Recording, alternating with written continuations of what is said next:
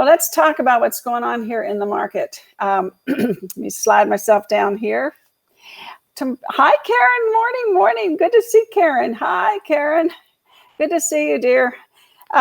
Yes, so we have 24 days of inventory. And we're going to talk about that in just a minute. Is that good, the bad, or the ugly?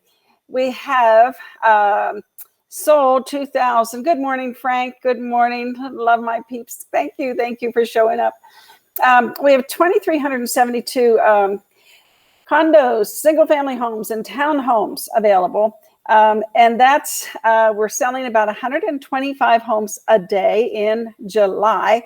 Compared to June, we sold 148 homes a day. Now, we're 2/3 through the month, so we'll see what the end of the month brings. I always say, over the 4th of July, sometimes we have a bit of a slowdown. So we'll see what happens, and it might speed up toward the end.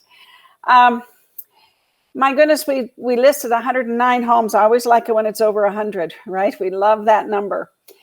And 884 homes have sold in the million plus price range. And that's about 4.5 a day compared to last year, which was just about 2. So nothing really astounding going on there, but